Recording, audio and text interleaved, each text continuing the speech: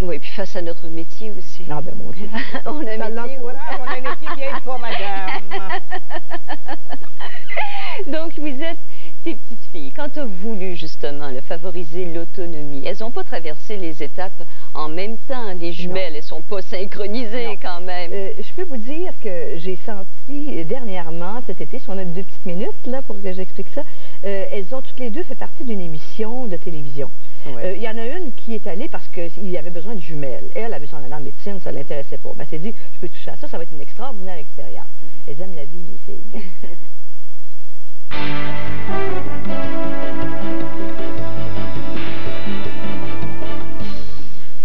Mesdames et messieurs, bonjour. Après 51 jours de siège à Waco, au Texas, le complexe d'immeubles qui abritait les membres de la secte davidienne de David Koresh, ce complexe d'immeubles qui est l'équivalent d'un pâté de maison, a été complètement détruit par les flammes. Une centaine de personnes, dont 2 Canadiennes et aussi 17 enfants, étaient à l'intérieur de l'édifice. Le FBI affirme avoir vu 2 personnes mettre le feu aux extrémités d'un bâtiment. Depuis le début de l'incendie, on a vu une seule personne sortir en titubant de l'édifice, les mains en l'air. On l'a aussitôt arrêtée. Et une autre personne aurait été vue, mais on n'en sait pas plus sur elle, dis-je. Depuis le début du siège, la secte était isolée, sans électricité ni eau. C'est donc dire depuis 51 jours. Les pompiers eux-mêmes ne sont arrivés sur les lieux ce matin qu'une quarantaine de minutes après le début du sinistre. Tout avait commencé tôt ce matin lorsque des blindés spécialement équipés ont enfoncé la façade d'un des immeubles.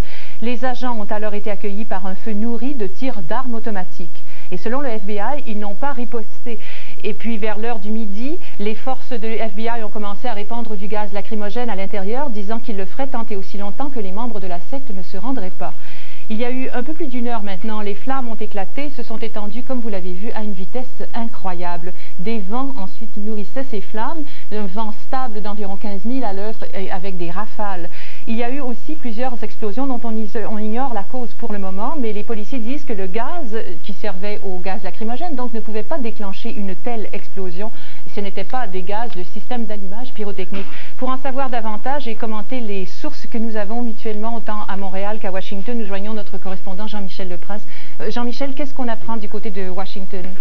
Bonjour, écoutez, c'est assez difficile d'avoir des informations ici. Vous avez mentionné l'une d'entre elles, la plus fraîche peut-être, c'est que le FBI, et cette information a été relayée par la Maison-Blanche il y a assez peu de temps, 2 personnes auraient été vues il y a à peu près 1 heure en train de mettre le feu à une extrémité de la ferme, de la secte. Bien sûr, ça, ce n'est pas confirmé. On pense que ce sont des membres de la secte même. Vous avez dit vous-même que d'après le FBI, les gaz lacrymogènes qui ont été injectés ou qui ont été envoyés à l'intérieur de la ferme n'étaient pas suffisants ou pas de nature, en tout cas, à mettre le feu à toutes les installations qui ont disparu. On l'a vu en pratiquement 1 heure de temps. Tout a brûlé, moins d'1 heure en fait. Tout a complètement disparu. Il ne reste plus maintenant que de la fumée. Alors évidemment, on pense tout de suite à la théorie du suicide collectif. C'est une chose qu'il faudra attendre pour savoir au juste ce qui s'est passé.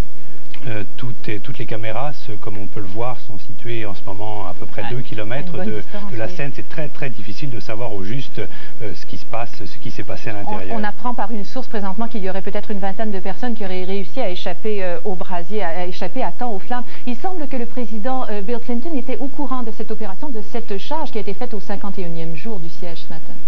Oui, au courant, mais au courant seulement. Ce n'est pas lui, d'après ce qu'on nous dit, qui a décidé de l'assaut. Enfin, ce n'était pas censé être un assaut en fait comme tel ce matin. Le FBI, au cours d'une conférence de presse, a bien dit qu'il s'agissait de rendre la situation des personnes à l'intérieur de la ferme la plus inconfortable possible en lançant des gaz lacrymogènes, mais que ce n'était pas l'assaut final et que la patience du FBI n'avait pas encore touché à sa fin.